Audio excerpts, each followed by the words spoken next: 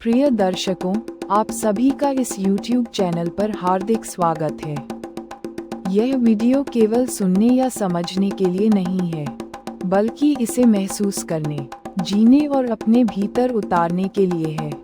Video देखने के लिए आपका हृदय से धन्यवाद। शिव देवी की अनुभवात्मक कथा। हिमालय की गहराई में, जहां बादल भी सांस लेने से डरते हैं, शिव और देवी एकांत में विराजमान थे। चारों ओर शून्य का विस्तार, न ध्वनि, न स्पर्श, केवल अनंत का स्पंदन। देवी की आंखों में जिज्ञासा की ज्वाला धधक रही थी। हे प्रभु, देवी ने पूछा, ये सारा ब्रह्मांड जो चारों ओर फैला है, यह मेरी चेतना से अलग कैसे हो सकता है? जब मैं आंखें बंद करती हूँ तो ये सब गायब हो जाता है, फिर खुलने पर फिर प्रकट हो जाता है। यह माया है या सत्य? और यदि सत्य है, तो मैं इससे अलग क्यों हूँ? शिव मुस्कुराए।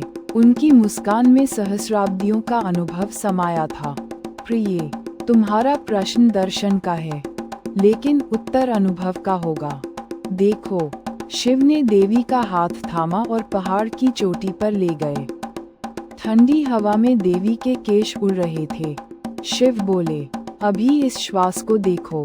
जब ये भीतर आती है, तो ब्रह्मांड सिकुड़ जाता है। जब बाहर जाती है, तो विस्तारित हो जाता है। अब उस अंतराल को पकड़ो, जब श्वास न आती हो न जाए। वहाँ क्या है? देवी ने आंखें बंद की। कुछ पल मौन, फिर उनकी भौहें सिकुड़ी। शून्य, लेकिन जीवंत शून्य, जैसे कोई गहरा सागर जिसमें तरंगे उठने को तैयार हों। शिव हंसे। यही पहला द्वार है।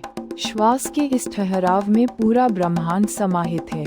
न तू अलग, न संसार अलग। यही विज्ञान भैरव का पहला सूत्र है।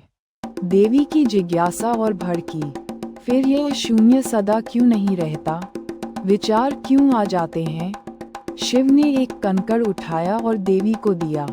इसे नदी में फेंको। कंकड़ पानी में गिरा। लहरें उठीं। देखो, ये तरंगें, क्या ये पानी हैं या अलग?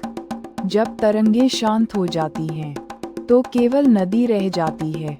ठीक वैसे ही विचार तरंगें हैं, चेतना नदी है। अब उस साक्षी को देखो जो तरंगों को देख रहा है। देवी ने प्रयोग किया। घंटों वे दोनों मौन बैठे रहे। जब देवी की आंखें खुली, तो वे बदल चुकी थीं। मैं समझ गई, विचार आते जाते रहते हैं, लेकिन देखने वाला कभी नहीं बदलता। शिव ने सिर हिलाया। ये दूसरा द्वार है, साक्षी भाव। लेकिन प्रिय, सभी मनुष्य साक्षी से नहीं पहुंच सकते। कुछ प्रेम के द्वार से आते हैं। शिव ने देवी को पास खींचा। उनके स्पर्श में ऊर्जा का संचार हुआ। ये स्पर्श महसूस करो। जब दो चेतनाएं मिलती हैं, तो क्या बंधन रहता है? केवल प्रवाह। यही तीसरा सूत्र है। प्रेम के माध्यम से अद्वैत का अनुभव। रात्रि घनी हो चुकी थी। तारे झिलमिलाने लगे। देवी ने आकाश की ओर देखा। ये तारे इतने दूर क्यों लगते हैं? क्या वे भी मेरी चेतना का ही अंश हैं? शिव ने कहा, दूर निकट मन का भ्रम है। एक तारे को चुनो और उसकी ओर पूर्ण समर्पण से देखो। जब दृष्टि स्थिर हो जाए, तो तारा आंखों में नहीं, हृदय में उतर आएगा। देवी ने एक उज्जवल तारे को चुना। आधे घंटे बाद उनके शरीर पर कंपन होने लगा। मैं तारे के भीतर हूँ, और तारा मेरे भीतर। कोई विभेद नहीं। शिव प्रसन्न हुए। ये चौथा द्वार है, दृष्टि का समाधान। लेकिन प्रिय, सभी आंखों से नहीं देखते, कुछ ध्वनि से जागते हैं। शिव ने एक मंत्र उद्घोष किया। ध्वनि हिमालय की चट्टानों से टकराई, प्रतिध्वनि बनी। इस प्रतिध्वनि को सुनो। पहले ध्वनि अलग, तुम अलग, फिर ध्वनि तुम्हें घेर लेती है। अंत में केवल ध्वनि रहती है, तुम गायब। यही पांचवां सूत्र। सूर्योदय हो रहा था। सुनहरी किरणें बर्फ पर पड़ रही थीं। शिव बोले, अब शरीर को देखो। ये हिमालय का स्पर्श, ये सूर्य की गर्मी। जब तुम इन्हें मात्र अनुभव करोगी बिना नाम दिए, तो शरीर की सीमा गायब हो जाएगी। देवी ने जमीन पर लेटकर प्रयोग किया। मैं पर्वत बन गई हूँ, हवा मेरी श्वास, सूर्य मेरा स्पर्श, कोई मैं नहीं रहा। शिव ने सिर हिलाया। ये छठा द्वार है, शरीर के माध्यम से विलय। विज्ञान भैरव तंत्र की दुनिया इंटेलेक्चुअल नहीं है, ये फिलोसॉफिकल नहीं है। ये कथन अपने आप में तंत्र की पूरी आत्मा को उद्घाटित कर देता है। सामान्यतः जब मनुष्य किसी भी आध्यात्मिक ग्रंथ या परंपरा की ओर देखता है तो वह उसे विचारों, सिद्धांतों, मतों और दर्शन की श्रेणी में रख देता है, किंतु विज्ञान भैरव तंत्र इन सभी श्रेणियों को अतिक्रमित करता है। इसके लिए डॉक्ट्रिन का कोई अर्थ नहीं है, सिद्धांतों का कोई आग्रह नहीं है और किसी वैचारिक व्यवस्था को स्वीकार करने की कोई बाध्यता नहीं है। तंत्र शब्द का मूल अर्थ ही टेक्निक है। तंत्र कोई विश्वास प्रणाली नहीं है, बल्कि चेतना को रूपांतरित करने की एक वैज्ञानिक प्रक्रिया है। इसीलिए विज्ञान भैरव तंत्र फिलोसॉफिकल नहीं है। इसका इंटेलेक्चुअल प्रॉब्लम्स और इंक्वायरीज से कोई लेना देना नहीं है। ये प्रश्न नहीं उठाता कि सत्य क्या है, ये प्रश्न उठाता है कि सत्य तक पहुंचा कैसे जाए। तंत्र को समझने के लिए आपको बदलना होगा, बल्कि केवल बदलना नहीं, एक गहरे स्तर पर म्यूटेशन से गुजरना होगा। विज्ञान भैरव तंत्र कोई इंटेलेक्चुअल प्रोपोजिशन नहीं है, यह एक एक्सपीरियंस है। जब तक साधक रिसेप्टिव नहीं होता, जब तक वह अनुभव के लिए तैयार नहीं होता, जब तक वह भीतर से कमजोर अर्थात खुला और संवेदनशील नहीं होता, तब तक तंत्र उस तक नहीं पहुंचता। तंत्र के लिए केवल सिर पर्याप्त नहीं है, उसे आपकी पूरी सत्ता चाहिए, आपकी पूरी ऊर्जा, आपकी पूरी चेतना, आपका संपूर्ण अस्तित्व इस साधना में सम्मिलित होना चाहिए। यही कारण है कि तंत्र को टुकड़ों में नहीं जिया जा सकता। यह आंशिक नहीं है, ये संपूर्ण है। इसे पाने के लिए एक अलग अप्रोच चाहिए, एक अलग एटीट्यूड चाहिए और एक पूरी तरह अलग मन चाहिए, या कहें मन के पार की अवस्था चाहिए। यहाँ मन बाधा बन जाता है, क्योंकि मन प्रश्न करता है, विश्लेषण करता है, तुलना करता है। तंत्र में मन को छोड़ना पड़ता है और अनुभव में उतरना पड़ता है। विज्ञान भैरव तंत्र की शुरुआत देवी के प्रश्नों से होती है। देवी के सभी प्रश्न फिलोसॉफिकल हैं। वे जानना चाहती हैं, पूछती हैं, जिज्ञासा प्रकट करती हैं, और यही महत्वपूर्ण है, क्योंकि ये दर्शाता है कि सभी सवालों को फिलोसॉफिकल तरीके से पूछा जा सकता है, लेकिन उनके उत्तर फिलोसॉफिकल नहीं होते। शिव कोई दर्शन नहीं देते, कोई सिद्धांत नहीं गढ़ते, वे 112 विधियां देते हैं, सीधी, प्रयोगात्मक, अनुभवपरक विधियां। ये 112 विधियां विज्ञान भैरव तंत्र की आत्मा हैं। ये विधियां किसी एक मार्ग को नहीं थोपती। कोई विधि श्वास पर आधारित है, कोई दृष्टि पर, कोई ध्वनि पर, कोई स्पर्श पर, कोई भाव पर, कोई शून्य पर। इसका अर्थ यह है कि मानव चेतना के हर द्वार से परम सत्य में प्रवेश संभव है। तंत्र किसी एक रास्ते को श्रेष्ठ नहीं ठहराता। वह कहता है, जहाँ तुम हो वहीं से प्रवेश संभव है। यही विज्ञान भैरव तंत्र को हिंदू परंपरा में मोक्ष की सर्वोच्च समझ बनाता है। मोक्ष यहाँ किसी स्वर्ग की प्राप्ति नहीं है, किसी भविष्य की अवस्था नहीं है। मोक्ष का अर्थ है अभी और यहीं, इसी क्षण, चेतना का मुक्त हो जाना, अहंकार से मुक्ति, समय से मुक्ति, जन्म मृत्यु के चक्र से मुक्ति। यही कैवल्य है, यही शिवत्व है और यही बुद्धत्व भी है। यहाँ ये समझना आवश्यक है कि विज्ञान भैरव तंत्र केवल हिंदू परंपरा तक सीमित नहीं है।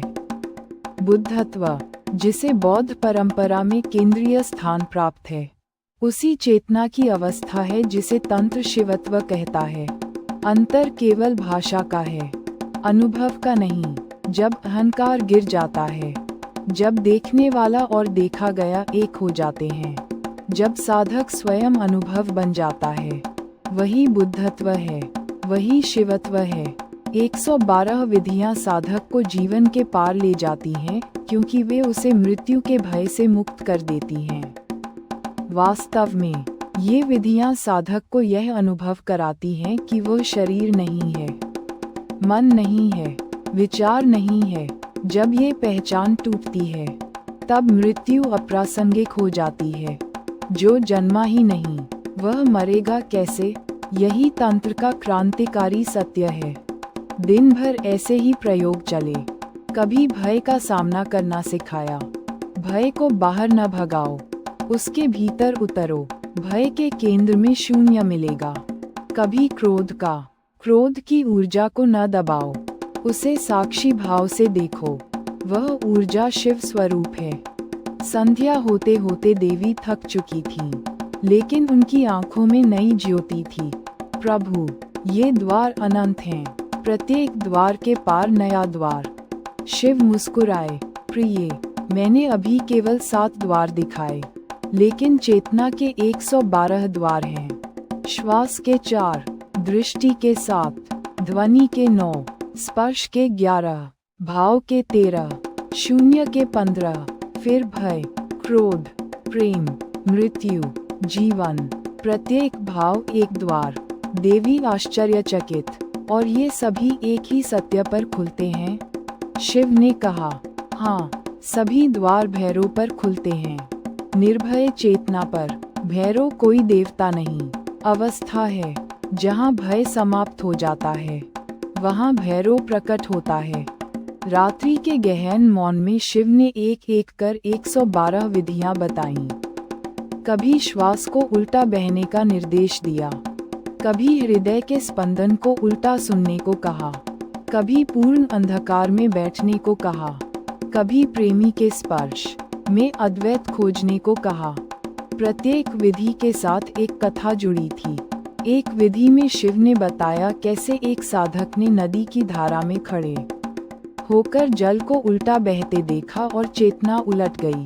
दूसरी में एक स्त्री ने अपने बच्चे के रोने में शून्य खोज लिया। तीसरी में एक योद्धा ने युद्ध क्षेत्र में मृत्यु का आलिंगन किया और अमरत्व प्राप्त किया। सूर्य फिर उदय हुआ। देवी पुनर्तः परिवर्तित। प्रभु, अब मैं समझ गई। दर्शन ने प्रश्न दिए, विज्ञान ने उत्तर। प्रश्न फिलोसॉफिकल थे, उत्तर अनुभवात्मक। कोई सिद्धांत नहीं, केवल विधियां। कोई विश्वास नहीं, केवल प्रयोग। शिव ने कहा, प्रिय, तंत्र का यही रहस्य है। यह विज्ञान है, चेतना का विज्ञान। प्रयोग करो। यदि घटित होता है, सत्य है, नहीं तो व्यर्थ। देवी ने अंतिम प्रश्न किया, और मोक्ष? शिव बोले, मोक्ष अभी है, जब द्वार गिर जाते हैं, जब विधि भी गिर जाती है, तब जो शेष रहता है वही मोक्ष। न स्वर्ग, न भविष्य, यही अभी। देवी ने आंखें बंद की। जब खोलीं, तो वे शिव ही थीं। हंसी छूट पड़ी। सभी प्रश्न समाप्त, केवल मौन। शिव ने कहा, यही विज्ञान भैरव तंत्र है। विज्ञान भैरव तंत्र में कोई नैतिक उपदेश नहीं है, कोई आचार संहिता नहीं है। ये साधक को स्वतंत्र छोड़ देता है। ये स्वतंत्रता ही इसकी सबसे बड़ी चुनौती है। यहाँ कोई सहारा नहीं है, कोई विश्वास नहीं है, कोई भगवान का विचार नहीं है जिसे पकड़कर चला जाए। यहाँ केवल विधि है और साधक है, और इसी सीधेपन में इसकी वैज्ञानिकता छिपी है। तंत्र कहता है, अनुभव करो। यदि अनुभव घटित होता है, तो वह सत्य है। यदि नहीं होता, तो वह व्यर्थ है। यहाँ किसी ग्रंथ की प्रामाणिकता नहीं, बल्कि आपके अनुभव की प्रामाणिकता महत्वपूर्ण है। यही कारण है कि विज्ञान भैरव तंत्र आज भी उतना ही प्रासंगिक है जितना हजारों वर्ष पहले था, क्योंकि मनुष्य की चेतना वही है, उसके दुख वही हैं, उसकी खोज वही है। जब शिव देवी को विज्ञान भैरव तंत्र के 112 सूत्रों का उद्घाटन करते हैं, तब वे केवल एक समय एक संस्कृति या एक परंपरा के लिए नहीं बोल रहे होते। वे मानवीय चेतना के शाश्वत विज्ञान को उद्घाटित कर रहे होते हैं। शिव का वक्तव्य किसी संप्रदाय की सीमाओं में बंधा नहीं है। शिव स्वयं किसी संस्था के संस्थापक नहीं हैं। वे किसी धर्म की नींव नहीं रखते। वे चेतना के वैज्ञानिक हैं और विज्ञान सार्वभौमिक होता है। जैसे गुरुत्वाकर्षण भारत में अलग और चीन में अलग नहीं होता, वैसे ही चेतना के नियम भी सार्वभौमिक हैं। इसीलिए जब बुद्ध श्वास पर ध्यान करने की बात करते हैं, जब महावीर कायोत्सर्ग की विधि देते हैं, जब सूफी दरवेश जिक्र में डूब जाते हैं, जब ईसाई मिस्टिक प्रार्थना में मौन को साधते हैं, जब ताओ परंपरा शून्य में विश्राम सिखाती है, तो ये सभी शिव के उन्हीं सूत्रों के भिन्न रूप हैं। शिव द्वारा दिए गए 112 सूत्र कोई बंद सूची नहीं है। वे संभावनाओं का मानचित्र हैं।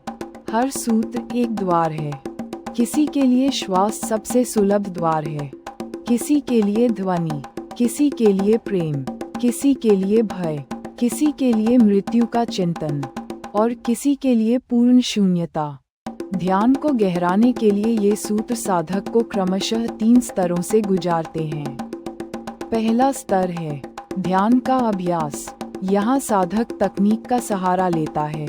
दूसरा स्तर है ध्यान की अवस्था, जहाँ तकनीक स्वतः गिरने लगती है। और तीसरा स्तर है ध्यान का विसर्जन, जहाँ साधक स्वयं ध्यान बन जाता है। आत्म साक्षात्कार इसी तीसरे स्तर पर घटित होता है। शिव स्पष्ट करते हैं कि आत्म साक्षात्कार कोई उपलब्धि नहीं है, वह कुछ पाने का परिणाम नहीं है, वह कुछ छोड़ने का फल है। जब साधक प्रयास छोड़ देता है, जब साधक पाने की आकांक्षा छोड़ देता है, तब जो शेष रहता है वही आत्मा है। कुछ सूत्र सक्रिय ध्यान के हैं, जहां ऊर्जा को जागृत किया जाता है। कुछ सूत्र निष्क्रिय ध्यान के हैं, जहां केवल साक्षी भाव में ठहरना होता है। कुछ सूत्र द्वैत से शुरू होते हैं और अद्वैत में विलीन हो जाते हैं। कुछ सूत्र प्रेम से शुरू होकर शून्य में समाप्त होते हैं। भैरव कोई देवता नहीं है, भैरव एक अवस्था है।